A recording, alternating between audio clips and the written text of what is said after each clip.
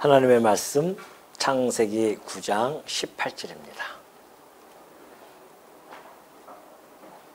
창세기 9장 18절. 방주에서 나온 노아의 아들들은 셈과 함과 야벳이며 함은 가나안의 아버지라. 노아의 이 세 아들로부터 사람들이 온 땅에 퍼지니라. 노아가 농사를 시작하여 포도나무를 심었더니 포도나무를 마시고 취하여 그 장막 안에서 벌거벗은지라. 가나안의 아버지 함이 그의 아버지의 하체를 보고 밖으로 나가서 그의 두 형제에게 알림해 셈과 야벳의 옷을 가져다가 자기들의 어깨에 메고 뒷걸음쳐 들어가서 그들의 아버지의 하체를 덮었으며 그들이 얼굴을 돌이키고 그들의 아버지의 하체를 보지 아니하였더라. 노아가 술이 깨어 그의 작은 아들이 자기에게 행한 일을 알고 이에 이르되 가나안은 저주를 받아 그의 형제의 종들의 종이 되기를 원하노라 하고 또 이르되 셈의 하나님 여호와를 찬송하리로다. 가나안은 셈의 종이 되고 하나님이 야벳을 장대하게 하사 셈의 장막에 거하게 하시고 가나안은 그의 종이 되게 하시기를 원하노라 하였더라. 홍수 위에 노아가 350년을 살았고 그의 나이가 950세가 되어 죽었더라. 29절까지 봉독해 드렸습니다. 우리 지난 시간에 하나님께서는 언약의 증거로서 자비와 화평의 그런 언약인 무지개를 하나님께서 나타내 보여주시고 그로 말미암아 더 이상 홍수로는 세상 심판이 없음을 천명하신 바가 있으십니다. 계속해서 오늘 우리 18절부터 보면은요, 18절, 19절 보면은 노아의 후손이 하나님의 약속대로 온 땅에 퍼졌다는 것을 서원적으로 그렇게 설명을 하는 내용이 나오죠. 여기 보면은 그래요. 노아의 아들들은 방주에서 나온 노아의 아들들은 셈과 함과 야벳이며 함은 가나안의 아버지라. 그렇게 해서 함의 후손인 가나안이 특별히 언급이 됩니다. 이것은 분명 향후에 이제 나타날 그러한 셈의 후손인 가나안이죠. 이스라엘과 또 가나안과의 밀접한 관계성을 이미 이 말씀 속에서 암시해주고 있는 거죠. 왜 그러냐면은 창세기, 출애굽기, 레위기, 민수기, 신명기는 모세가 기록했고요. 그리고 모세가 기록할 때는 이미 1차 독자인 이스라엘이 있습니다. 그 이스라엘들에게 이 말씀을 들려주고 읽혀야 하기 때문에 여기서 이제 너희들이 가나안 땅에 들어가게 되는데 그 가나안의 조상이 누구였는지를 밝혀주는 겁니다. 그래서 미리 여기서 가나안은 함은 가나안의 아버지라 그렇게 이제 소개를 해주고 있습니다.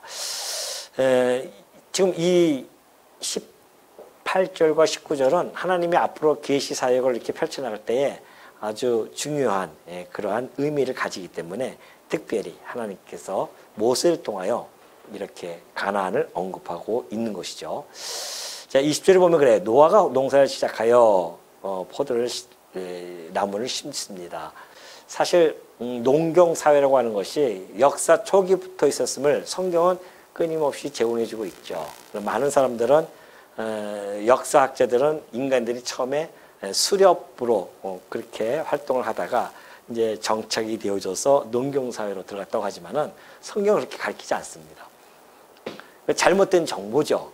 그들이 생각했던 잘못된 정보. 많은 사람들이 이 정보에 의해서 그렇다고 생각을 하지만 그래서 원신의 모습을 매우 정말 우스꽝스럽게 그렇게 표현을 해주고 있지만은 성경에서의 처음 인간은 그렇지 않습니다. 하나님의 형상대로 지음을 받아서 얼마나 총명하고 얼마나 정말 만물의 영장으로서 정말 충분히 자기의 그 면목을 나타낼 수 있는 그런 모습을 하나는 다 보여줬거든요.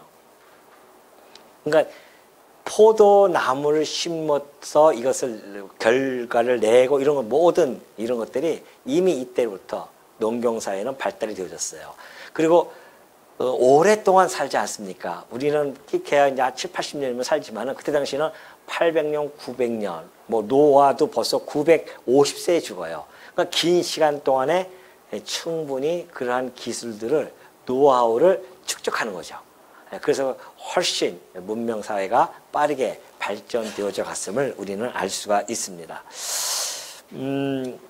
근데 문제는 이제 포도주를 만들고 그 포도주를 이제 마시게 됩니다. 그래서 그 어느 일설에 내가 본 것이 언뜻 좀 생각이 나는데 그게 맞는지는 모르겠어요. 좀 그렇게 그 이야기를 한 것인지는.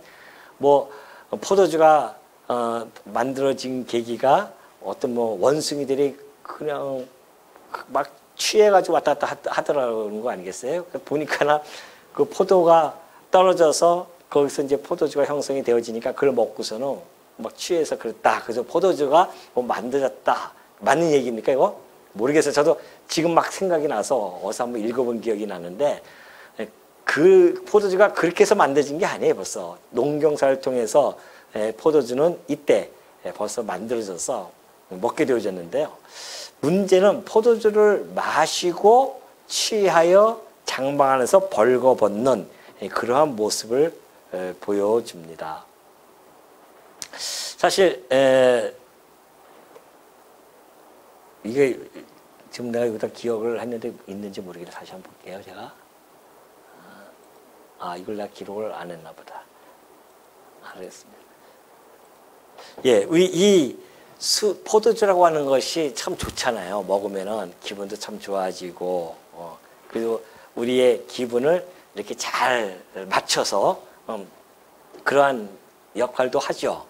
그래서 때로는 약으로도 쓰여집니다. 근데 문제는 마시는 것은 마심까지는 괜찮아요. 여기 지금 보면은 술을 마십니다. 뭐 술 마신다고 지옥 가는 건 아니겠죠. 그렇다고 해서 또 술을 갖다가 완전히 거기 안에 들어가면 안 됩니다. 자, 마셔요. 여기까지는 좋습니다. 하나님이 주신 음식이라고 생각하고 먹을 수는 있습니다. 그러나 문제는 그 다음에 뭐예요? 취함이에요. 여기서 지금 그러잖아요. 마시고 취합니다. 그러니까 이것이 이 포도주라고 하는 것은 마시면은 취하게 되어 있잖아요. 그럼 이제 취해요. 그럼 여기서까지 끝나면 되는데 문제는 뭐가 나타납니까? 실수를 한다는 거예요. 노아는 지금 벌거벗습니다. 이 실수를 하는 거예요. 여기까지 간다는 거예요. 술이라고 하는 것이 먹으면은 여기서 끝나면 되는데 뭐 한 잔, 두 잔 먹을 수는 있겠죠. 경우에 따라서는 또 우리 직장 생활 하시는 분들, 성도님들이 물론 강한 믿음이 있어서 저는 신앙이 있기 때문에 먹지 않습니다. 왜요? 이렇게 이런 과정을 통해서 실수할 수 있기 때문에 저는 먹지 않습니다. 하나님께서 내게 주신 이 영혼을 늘 맑게 성령의 충만함을 우리는 입어야 되기 때문에 마시지 않겠습니다. 이 정도의 우리의 신앙생활이 있다고 하면 모르겠지만은 그렇지 약하면은 뭐 사장님이 주는데 어떻게 그 밑에 있는 대리가 사장님 저는 안 먹겠습니다 하면은 어떻게 하겠습니까? 곤란하잖아요. 그래서 적당하게 요즘은 이제 그럼 요즘은 좀 그것이 훨씬 좀 덜하지만 옛날에는 술 문화가 워낙 그냥 우리나라가 정말 뭐예요? 단어가 생각 안 나네.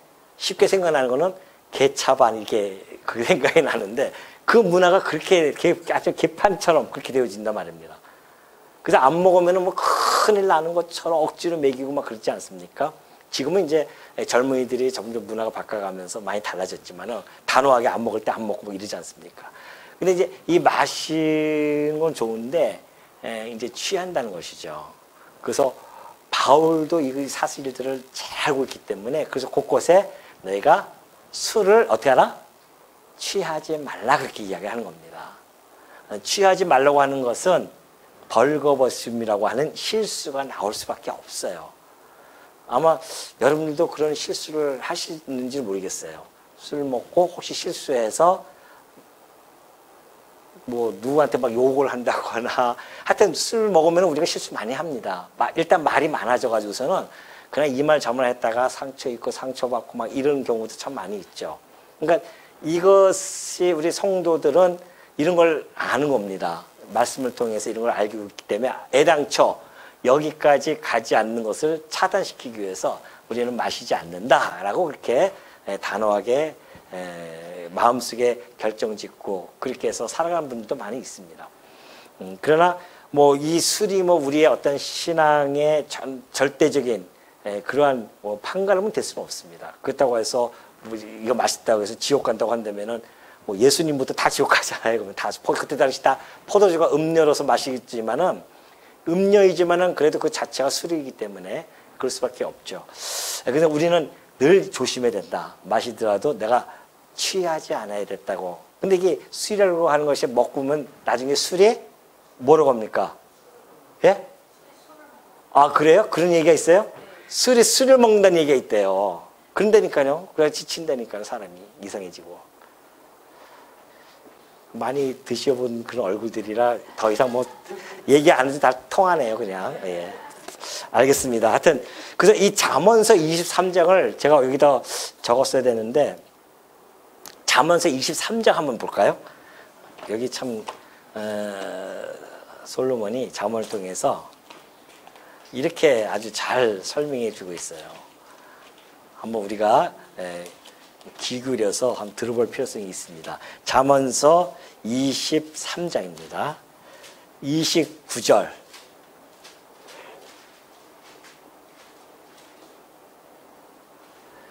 자, 읽어볼게요. 재앙이 네게 있느뇨? 근심이 네게 있느뇨? 분쟁이 네게 있느냐 말이죠. 재앙이라든가 근심이라든가 분쟁이 누구에게 있느냐 그 뜻이죠. 또 원망이 누구에게 있느냐? 까닭 없는 상처가 누구에게 있느냐? 붉은 눈이 누구에게 있느냐 그래요. 그러면서 술에 잠긴 자에게 있고 혼합한 술을 구하러 다니는 자에게 있느니라 그래요. 그래서 포도주는 붉고 잔에서 번쩍이며 순하게 내려가나니 너는 그것을 보지도 말지어다. 그렇게 이야기하죠. 그것이 마침내 뱀같이 물 것이요 독사같이 쏠 것이며 그런 쭉 이야기를 합니다. 그러니까 이 술이라고 하는 것도 섞어서요. 요즘 뭐 하도 혼합술 뭐 그런 단어들이 뭔지 전 뭐 술을 안 먹으니까 잘 모르려서 그런데 뭐 소주하고 뭐 맥주를 섞은다며요. 그래서 뭐 소맥이에요? 소맥을 뭐 먹는다고 합니다. 그래가지고서는 혼합해서 자꾸 먹으면 더 급하게 취하니까. 왜 그렇게 혼합해서 먹냐면 뭐 하고 싶었어요? 취하고 싶어서 그래요. 맨정신으로는 살 수 없는 이 세상, 맨정신으로는 버틸 수 없는 그러한 분들이 많이 있어요. 그러니까 우리나라가 술 최고 아닙니까 지금? 판매량이 최고예요 우리나라. 그러니까 전 세계적으로 인구 대비해서 술 판매량, 술 막 먹는 인구, 저녁 때마다 다 술집에 가득 찹니다. 그래서 냉장고에 술이 막 가득 차 있고 막 이러한 모습들을 보여주죠 이게. 그러니까 안 그러면 맨정신으로 살 수 없으니까. 그렇다고 하는데 우리 성도가 우리는 맨정신으로 살 수 있는 존재 아니겠어요? 하나님의 진리를 받아들이고 진리 안에서 살아가는데 술을 안 먹어도 우리는 충분히 성령의 충만함 속에서 살아가는 존재들입니다. 그러니까 우리를 멀리하는 거죠. 그러니까 우리나라에 처음 기독교가 들어와서 하도 그냥 맨날 그런 술을 마시니까는 선교사들이 해서 이 금주, 금연 이것을 갖다가 기독교 문화로 잘 만들어놨었습니다. 그래서 지금도 여전히 기독교인들은 술을 안 마신다, 담배를 안 핀다 이렇게들 다 인식을 하고 있잖아요. 아주 그것 때문에 우리 기독교인들이 폐암 걸린 것이 좀 더 덜 아마 걸릴 거예요. 위암이라든가 뭐 간암이라든가 이런 것들을 멀리하기 때문에 얼굴이 다 좋아지지 않습니까? 다 얼굴 좋으시잖아요. 그죠? 맨날 술 먹고 담배 펴보십시오. 그러면 얼굴이 시커멓게 점점 변할 수밖에 없죠. 근데 우리는 말씀으로 먹고 술 먹을 시간에 말씀으로 한번 먹고 또 다른 걸 할 시간에 우리가 주 안에서 그 충만한 기쁨 속에서 살아간다고 한다면 그것이 곧 거룩한 삶으로서의 거룩한 산 제물로 드려지는 우리의 모습 아니겠습니까? 내가 성전이에요. 내 안에 성령이 계십니다. 그래 성령이 계시는데 술을 통하여서 취해서 이런 벌거벗는 이런 실수를 범하긴다고 하는 것은 내 안에 있는 성령을 점점 소멸시킬 수 있는 그러한 요소가 되어지기 때문에 항상 우리가 이 말씀을 귀담아 들으셔야 됩니다. 그래서 지금 이 노아의 사건을 통해서 우리가 다시 한번 좀 짚어본 거고요. 자, 그러면서 가나안의 아버지 함이 그의 아버지의 하체를 보고 밖으로 나가서 그의 두 형제에게 알림해 셈과 야벳이 옷을 가져다가 자기들의 어깨에 메고 뒷걸음쳐 들어가서 그들의 아버지의 하체를 덮었으며 그들이 얼굴을 돌이키고 그들의 아버지의 하체를 보지 아니하였더라 그래요. 아버지는 완전히 다 벗어버리고 그냥 신나게 자는 거예요 지금. 근데 마침 둘째인 함이 그 상황을 본 겁니다. 그렇다고 한다면 하나님께서 아담을 보낼 때에 그의 수치를 가르쳤잖아요. 무엇을 해요? 가지고서 해입해서 수치를 가르쳐줬습니다. 그렇다고 한다면 함도 그러한 사건을 잘 안다고 한다면 아버지 하체를 보고서는 그 아버지의 권위 아니겠습니까? 아버지로서의 권위가 있는데 그것을 갖다가 아까 이 둘째, 좀 첫째하고 셋째는 그러잖아요. 셈하고 야벳은 뒷걸음친단 말입니다.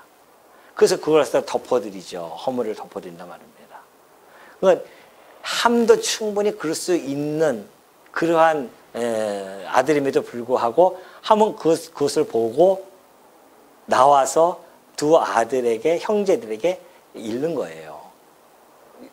여기서 좋게 이렇게 와서 그들에게 행한 일을 이렇게 전했다고 하지만은 그러나 사실은 이 단어 속에서는 아버지 보고서는 약간 좀 비웃음도 있었겠죠. 아이고 아버지도 참 저런 실수를 하시네 하면서. 그럼 자기가 그 허물을 덮어줘야 되는데 그 허물을 덮어주지 못하고 아들에게 일러 바치는. 그래서 잠언서 17장 19절 보면은 이런 말씀이 있습니다. 허물을 덮어주는 자는 사랑을 구합니다. 우리가 허물을 자꾸 덮어주면 사랑을 받아요. 자꾸만 우리 곁에 있는 사람들의 허물을 들춰내면 어떻게 돼요? 거듭 말하는 자는 친한 벗을 자꾸 이간하는 자가 됩니다. 그러니까 우리가 혹시 우리 주변에 형제라든가 또 우리 교회 내에서도 마찬가지로 지체들이 있으면 허물이 보이죠. 그 사람 허물만 보이겠습니다. 내 허물, 그 사람 허물이 보인다고 하는 것은 내 허물도 남에게 보일 수 있겠구나라는 것을 늘 우리가 이념해야 됩니다. 그렇다고 한다면은 정말 허물을 덮어준다고 한다면 그 허물을 덮어주는 사람을 사랑에 안 받을 수가 없죠. 저 사람 정말 허물을 이렇게 덮어주고. 그럴 수도 있지. 그 사람은 그렇게 할 수도 있지. 왜요? 우리도 그런 모습이 보이지 않습니까? 우리도 인간으로서 늘 실수하고 그러지 않냐 말이죠. 그러니까 그 실수를 갖다 자꾸만 저 사람은 저래서 하면서 거듭 말하게 되어지면 우리의 친한 벗을 자꾸만 이간하는 그런 모습이라는 것을 이런 지혜를 우리가 얻을 수가 있습니다. 그것처럼 지금 이 가나안은 아버지 함은 이러한 허물을 덮어주어서 사랑을 받지 못하고 결국은 그는 이 형제에게 말함으로 말미암아 아버지를 이간시키는 그런 모습을 보여준 겁니다. 그래서 노아가 이제 술이 깼어요. 술을 깨고 나서는 그 형제들의 이야기를 듣습니다. 그 작은 아들이 자기에게 행한 일을 알게 되죠. 이것은 이제 아버지에 대한 권위를 또는 하나님이 베푸셨던 가지고 올 수를 해입했던 하나님의 그 자비하심에 대한 것들을 사실은 도전하는 그런 행위가 또 아닐 수 없습니다. 그렇기 때문에 바로 노아는 그 이야기를 듣고서는 이렇게 예언을 해주고 있습니다. 이에 이르되 25절 가나안은 저주를 받아 그의 형제의 종들의 종이 되기를 원하노라 하고 또 이르되 셈의 하나님 여호와를 찬송하리로다 그렇게 얘기해요. 자, 가나안은 저주를 받아요. 근데 함이 했는데 가나에게 저주를 해버려요. 그러니까 가나안은 함의 아들이란 말입니다.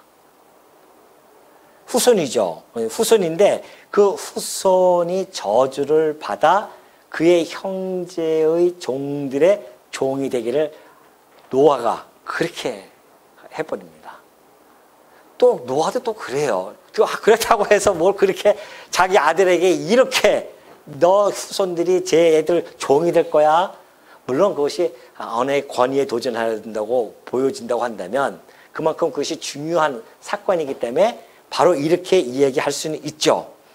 그러나 지금 이 성경은 노아의 그 실수에 주목을 하지 않습니다. 그렇게 주목했으면은 왜 이렇게 했느냐라고 어떠한 것이 나와야 되는데 안 그렇잖아요. 노아의 실수에 주목하는 것이 아니라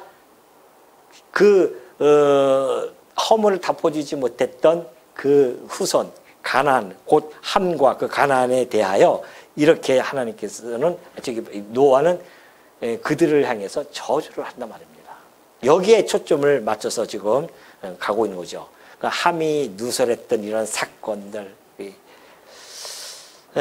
어떻게 보면은 우리가 지난번에도 말씀드렸지만은 잘 이해가 안 되는 경우도 있습니다. 아, 설마 이렇게 가지고 그 후손들이 얼마나 정말 그 종목 노릇을 하게 되어집니까? 그래서 우리는 간혹 가다가는 이런 사소한 일로 그렇게 생각할 수 있어요. 그러나 이것이 바로 하나님 생각과 우리의 생각이 전혀 다르다는 것을 이사야 선지자가 지난번에도 말씀드렸듯이 이렇게 설명해 준 겁니다. 하나님은 내 생각은 너희 생각과 다르다는 겁니다. 우리가 들어왔던 정보와 하나님이 주시는 말씀은 전혀 다른 거예요. 그래서 내 길은 너희의 길과 다르다는 거죠. 어느 정도 다르냐면은 하늘이 땅보다 높은 같이 내 길은 너희의 길보다 높고 내 생각은 너희의 생각보다 높다는 겁니다. 그렇다고 한다면 오늘 이 사건을 통해서 지금 나타나는 이 함에 대한 후손, 이 저주의 사건은 표면적으로는 분명한 그 함의 실수, 함의 허물을 덮어주지 못하는 아버지에 대한 권위의 도전, 하나님에 대한 권위의 도전으로 나타나는 것은 틀림이 없지만 그러나 그 이면에는 하나님의 원대한 뜻이 그 안에는 담겨져 있음을 우리는 충분히 알 수가 있죠. 그래서 하나님의 정하신 그 뜻, 그 근본적인 동기가 되어진다는 겁니다. 그러니까 어떻게 보면 이것을 그래서 윤리와 도덕적으로 이 성경을 보면 풀리지가 않는다는 거 아니겠어요? 아무리 그래도 풀리지가 않아요. 윤리도덕적으로는.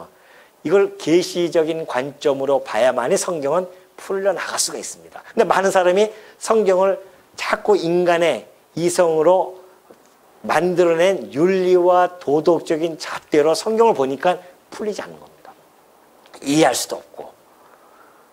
그걸 하나님께서는 진리의 영을 통해서 우리들로 하여금 오전에 얘기했듯이 중생케 해서 이 말씀을 정확하게 전달해 주는 거란 말이죠. 그래서 하나님은 사실은 이 예언을 통해서 세계의 역사, 지금부터 이 펼쳐질, 노아 이후로부터 펼쳐질 그 세계의 역사의 밑그림을 여기서 그려낸 겁니다. 이거 하나의 밑그림이에요. 진짜 그런가요? 자, 가나안은 저주를 받아 그의 형제의 종대의 종이 되기를 원하고요. 또 셈의 하나님 여호와를 찬송하리로다. 가나안은 셈의 종이 되고 하나님이 야벳을 창대하게 하사 셈의 장막에 거하게 하시고 가나안은 그의 종이 되게 하시기를 원하노라. 그 역사가 이 지금 예언의 역사가 그대로 노아 이후에 전개가 되어집니다. 그래서 야벳이 얼마나 창대해집니까? 헬라 문화, 로마의 법. 그래서 어떠한 여러 가지 그 가지고 있는 문명 또는 과학, 철학, 법정신 이런 것들이 헬라와 로마 시대 때 얼마나 웅장하게 꼽히는지 모릅니다. 아무리 그런데 그 야벳이 창대한다 할지라도 어떻게 합니까? 결국은 셈의 장막에 거하게 되어진다는 것이죠. 셈의 장막에 거한다고 하는 것은 곧 그리스도께서 셈의 후손으로 오십니다. 그러니까 여기 보면 그래요. 셈의 하나님 여호와를 어떻게 해요? 찬송하리로다 그러지 않습니까? 이게 바로 하나님의 절대 주권에 의해서 복에 계승되어집니다. 그러니까 아담, 셋, 그리고 에녹, 또 뭐예요? 그 다음에 노아, 그리고 셈입니다. 그 셈의 여호와라고 그렇게 해서 표현을 해주고 있죠. 이게 얼마나 커다란 복인지 모릅니다. 이것이 복을 받았다는 이야기거든요. 그 셈에게 우리가 이 말씀이 우리에게 주목되어지는 것은 셈의 하나님 여호와라는 그 칭호가 얼마나 복된 칭호인지를 바로 성경은 전달해주고 있기 때문에 그렇습니다. 시편 144편 15절을 보면 이렇게 되어 있어요. 이러한 백성은 복이 있다는 겁니다. 어떤 백성이요? 여호와를 자기 하나님으로 삼는 백성은 복이 있다는 겁니다. 전능하신 그 하나님 여호와, 언약대로 이루시는 그 신실하신 그 분을 자기 하나님으로 삼아요. 그래서 아브라함은 왜 복이 있습니까? 아브라함의 하나님, 이삭의 하나님, 야곱의 하나님이 되어진 겁니다. 셋을 통해서 셋의 하나님이 되어졌고요. 노아의 하나님이 되어졌고, 여기서 셈의 하나님이 되어진 겁니다. 하나님은 당신이 정하신 특별한 백성을 택해서 당신이 그를 당신의 백성 삼으시고, 그리고 그에게 하나님이 되어지십니다. 이들은 자들은 복이 있는 자들이에요. 근데 아브라함과 이삭과 야곱, 그래서 이스라엘 자손들이 복이 있는 그러한 복을 받은 자손이잖아요. 근데 우리는 그러면 복이 어떻게 우리는 있습니까? 우리 하나님이 아니었었는데. 그런데 하나님께서 우리는 예수 그리스도, 바로 이 복의 근원이신 그리스도를 통하여서 우리로 하여금 나의 하나님이라고 부르게 해 주셨다는 거 아니겠어요? 그래서 우리가 복이 있는 자입니다. 그래서 얼마나 복이 있습니까? 다른 복 찾지 마시라니까요. 자꾸만 복 해가지고서는 복주머니 차고 다니시고 집안에다가 복 이렇게 써가지고 붙이고 안 그러셔도 됩니다. 왜요? 우리는 신령한 복을 몽땅 받은 자들이에요.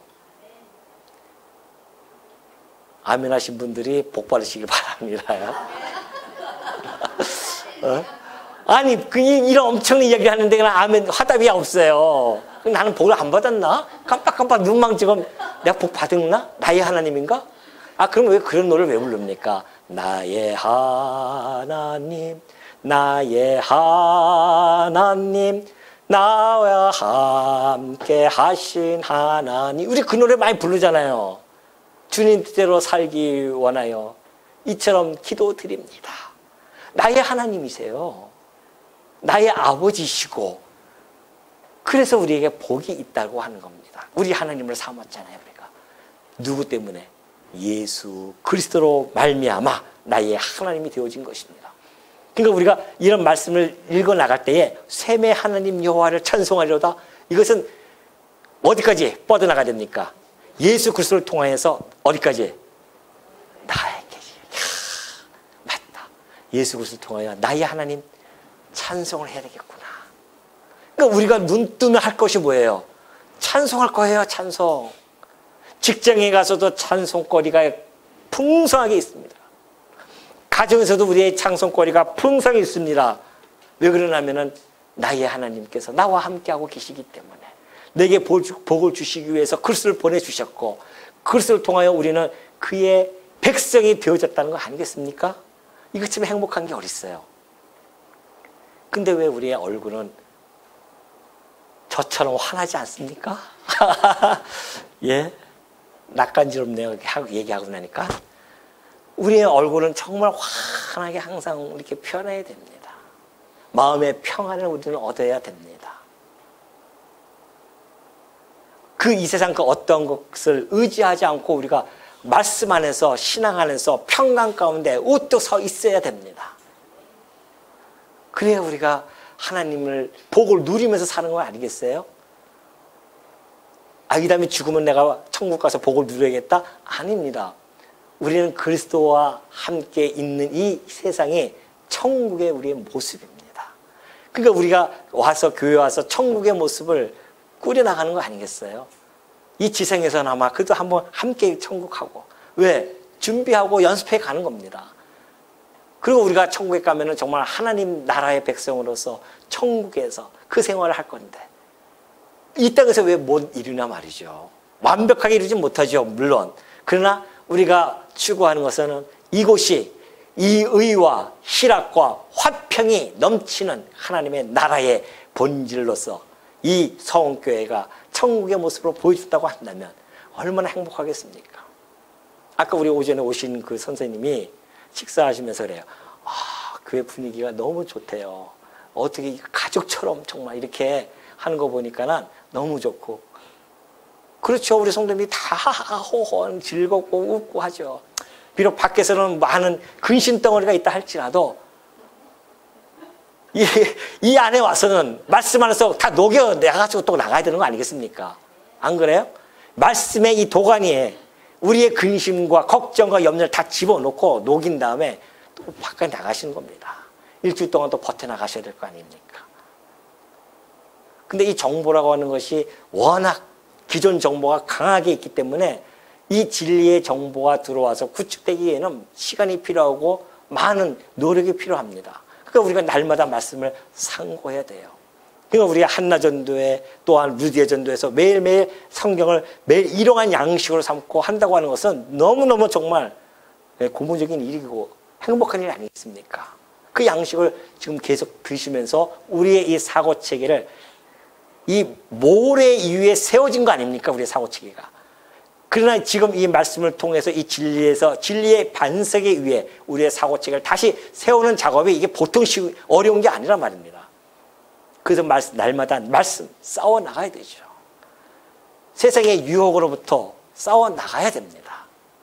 너무 쉽게 우리가 성령이 내 안에 계시는데 쉽게 세상의 유혹에 확 빠져버리면은 우리 주님의 그 십자가 사건이 얼마나 무색하게 되겠습니까? 하나님의 아들이 나를 위하여 십자가에서 죽으시까지 했는데 내 인생을 걸고 세속과 싸워서 이길 수 없겠냐 말이죠. 우리는 물론 안 되지만 내 안에 성령을 그래서 보내주신 거 아니겠어요? 성령의 힘을 의지해서 날마다 그래서 기도해야 됩니다.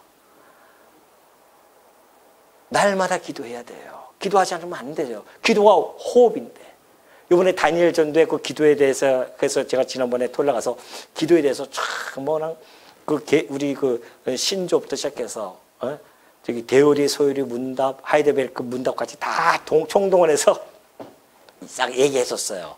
야, 이런 게 기도의 모습. 그리고 헌법에 입각한 우리 예배 모범에 입각한 기도의 형식 이런 것들을 쫙 얘기해 줬죠. 그랬더니만 우리는 기도가 단순하게 하나님과의 대화라고 해서 단순히 생각했는데 너무 복잡해졌는데요. 또 그러더라고요. 우리 다니엘 부가. 그래서 아마 지금 준비하고 있습니다. 7월 둘째 주에 아마 그거 지금 오늘도 했지만은 여러분 좀 잘 좀 적어서 보내주시기 바랍니다. 그래서 사실 우리 기도는 우리 성도님들의 기도는 사실 수준이 참 높습니다. 제가 들어보더라도 너무너무 은혜돼요. 우리 장로님 두 분이 기도할 때마다 저는 힘을 얻어요. 말씀을 주려고 그래서 힘있게 전하지 않습니까? 우리 임장로님이 맨날 저한테 그냥 힘있게 전해달라고 기도하셔가지고 응답이 오는 거예요. 그냥 막 힘이 납니다, 제가. 그러니까 그래서 내가 장로님들 기도를 잘 들으시라고 했어요. 다니엘 부 보고 잘 들었고 거기에 답이 있다. 거기 보면 너무도 우리 장로님 기도 잘하신다. 그리고 오후에 또 우리 권사님들, 집사님들 기도가 있다. 잘 그거 한번 해보면은 답이 다 있다고 했습니다. 그만큼 우리가 기도로 싸워 나가야 됩니다. 기도하지 않으면 안 돼요. 기도해야지만 이 세상과 싸워서 승리할 수 있다는 것을 잘 보여주고 있습니다. 그래서 야벳이 아무리 창대해도요, 결국은 언약 자손으로 오신 그리스도 앞에 복종되어질 수밖에 없습니다. 그러니까 보십시오. 고린도후서 10장 4절 보면은 우리의 싸우는 무기는 육신에 속한 것이 아니요 오직 어떤 견고한 진도 무너뜨리는 하나님의 능력입니다. 우리가 가지고 있는 무기는요, 하나님의 능력을 나타내는데 어떤 견고한 진도 무너뜨린다니까요. 오전에 보았던 잘못된 정보에 의해서 인간의 타락된 인간에 의해서 만들어진 경험과 사색에 의해서 만들어진 그 교육의 근간들이 다 무너질 거예요. 우리 말씀 앞에서 다 무너졌잖아요. 진화론 허구다. 다 창조론 나타나게 되어지고. 그러니까 하나님의 능력입니다. 모든 이론을 무너뜨릴 수 있는 능력이에요. 이 말씀이 하나님 아는 것을 대적하여 높아진 것을 다 무너뜨려요. 모든 생각을 사로잡아 그리스도에게 복종하게 하는 그런 능력이 있습니다. 그러니 우리가 그 무기를 지금 소유하고 있는 자들이에요. 그러니까는 로마 보십시오. 그렇게 기독교를 얼마나 핍박하고 죽였냐 말이죠. 여러분 그 기독교사를 보면은 성도들이 얼마나 비참하게 죽었는지 모릅니다. 예수를 믿으면은 죽인다고 했는데도 나는 예수를 믿는 사람이다 숨기지 않았어요. 그들에게는 영원한 천국의 소망이 있었기 때문에 숨기지 않고 그 비참함을 육신의 비참함을 그대로 당합니다. 불의 화형을 당하고 찢겨서 죽고 뜨거운 물에 삶아서 죽고 이루 말할 수가 없었습니다. 우리의 믿음의 선배들이 그렇게 신앙을 자기의 생명을 걸고 지켰다니까요. 우리는 지금 어떤 상황입니까? 우리 생명을 걸고 정말 지킬 만한 신앙입니까? 그렇게 생각하십니까? 우리 그들이 전했던 그 신앙이 우리 이 시간까지 왔는데 이 신앙이 이 세상에 잘 먹고 잘 사는 이곳에서 뿌려져 가지고서는 이 신앙의 그 귀중함과 소중함도 잃어버린 채 우리는 살아갈 때가 너무나 많잖아요. 이렇게 편하니까는 그냥 왔다 갔다 적당히 믿는 신앙인으로 우리가 전락하기 너무 쉬워요. 지금이 위기 중에 위기입니다. 우리의 신앙은 총칼이 와고 사자밥이 되어지는 것이 위기가 아니에요. 그때는 우리의 신앙을 정확하게 지킬 수 있는 힘이 나타납니다. 성령께서 역사하셔가지고서. 근데 지금처럼 이렇게 편할 때는요, 물에 물 탄 듯 술에 술 탄 듯 라오디게아 교회처럼 미지근한 신앙으로 흘러가다가 나도 모르게 저 삼천포로 빠져나가는 겁니다. 이런 위험한 시기에 우리가 살고 있어요. 그러니 어떻게 우리가 깨어 기도하지 아니할 수 있으며 깨어 우리의 신앙을 지키지 아니할 수가 있냐 말이죠. 지금 안타깝죠. 목회자로서 우리 성도님들이 신앙을 이렇게 물론 하나님이 다 키워가시지만은 정말 지금 우리에게 내일 예수님이 오신다고 하는 그 종말론적인 그 생각을 가지고 우리가 신앙을 지켜야 되는데 이런 아쉬움이 좀 있어요. 무엇이 우선순위인지를 잘 모를 때가 참 많이 있는 이런 모습을 볼 때마다 기도할 수밖에 없죠. 목회자로서는. 제가 모르는데 집사님 그럴 수 있어요? 권사님 그럴 수 있냐고요? 어떻게 그럴 수 있냐고요. 제가 기도뿐이 할 게 없어요. 하나님이 우리의 신앙을 지켜주지 아니하시면 부하게도 마시고 비나게도 마시고 너무나 바쁘게 살아가게 하셔가지고서는 그 하나님의 신앙을 잃어버리지도 않게 하시고 내가 비록 조금 먹는다 할지라도 내 신앙을 지키기 위해서는 그 모든 것들을 희생할 각오가 되어지는 사람, 그런 신앙인으로서 키워나가는 것, 그것이 목회자 입장으로서는 정말 마음속에 깊은 마음속에 쌓여지는 그런 것들이죠. 그런데 로마 교회가 그렇게 전 세계적으로 핍박을 당했는데 어떻게 됐습니까? 결국은 313년에 밀라노 칙령을 통하여 그리스도에게 어떻게 해요? 복종하지 않습니까? 국교로 선포되지 않냐 말이죠. 말이 되는 이야기가 아닙니다. 그게 지금 될 수가 없는 상황에 있었어요. 근데 죽이면 죽일수록 기독교가 더 많이 나타나는 거예요. 황제가 보니까. 그러다 보니까 이거 지친 겁니다. 죽이다 지쳐가지고서는 이럴 바에는 차라리 그냥 양성화 시키자. 그래서는 국교를 확 해버린 겁니다. 그러니까 지하에서 올라오기 시작합니다. 기독교가. 그런 박해를 받던 기독교가 오히려 박해하는 기독교로 또 바뀌어요. 또 타락하기 시작합니다. 그래서 교회사를 보면은 핍박받을 때, 외부로부터 핍박받고 할 때가 사실은 우리의 신앙을 지켜나갈 수 있는 안전장치구나. 지금은 그런 시대가 아니니까 하나님께서는 때는 우리에게 공고함을 주시는 겁니다. 그래서 공고함을 통해서 내 신앙을 지켜나가도록 해주시는 그 하나님의 사랑이 그 공고함 속에 배어져 있는 거예요. 우리가 그것을 발견해야 됩니다. 영적인 시각이 열린 분들은 그 공고함 속에 하나님의 사랑이 짙게 배어져 있음을 깨달아야 되죠. 그래서 우리가 손들고 오는 거 아닙니까? 천부여 의지없어서 손들고 옵니다. 그래서 우리의 신앙을 다시 한번 다잡는 그러한 우리의 모습을 보여주는 겁니다. 그러니 그리스도에게 복종한다는 이 말씀의 언제적 얘기인데 그것이 정말 예수님 시대에 오기 전에 그 이후에 복음으로서 다 하고 유럽이 복음의 우선 아래 다 두르지 않습니까? 그리고 나서 이제 28절과 29절은 홍수 후에 노아가 350년을 살고 그의 나이가 950세 되어 죽었더라. 홍수 끝나고 나서의 노아의 삶은 정확하게 이거 하나 기록해 놓고서는 없어집니다. 성경에 만약에 위인전이라고 한다면 노아의 삶을 그래서 또 이렇게 저렇게 얘기할 거 아니에요. 성경은 위인전이 아니에요. 그러니까 하나님의 영광 계시로서의 도구로 쓰임을 받고 끝나는 거예요. 그냥 뒤에는 그냥 뒤처리 그냥 이렇게 간단하게 이렇게 살았더라 끝나는 거죠. 나중에 다 보십시오. 그렇게 되어지지. 하나님께서 당신의 영광을 계시하기 위하여 노아도 써서 그래서 이 노아 홍수 사건을 통해서 했잖아요. 노아 그것이 끝났습니다. 그러면 그냥 더 이상 기록할 필요가 없는 거죠. 이거는 성경에서는. 그러니까 그는 쑥 지나가 버리는 겁니다.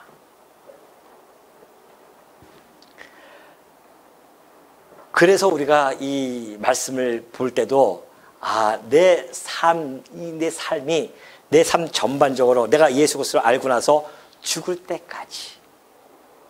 때까지 그냥 아무 기록 없이 펼쳐지는 그래서 사라지는 그러한 기록물로 남기지 아니하고 나의 삶이 죽을 때까지 오로지 하나님의 영광을 위하여 하나님의 영광의 그 도구로서의 삶을 충실하게 살아서 하나님의 그 역사 기록에 임성현은 언제 태어나서 이렇게 살다가 이렇게 끝까지 하나님의 영광을 살았다라고 하는 그러한 비석이 남기는 그러한 우리의 마음을 가지고 여러분들이 살아가시는 주의 종들 되어주시기를 당부드립니다.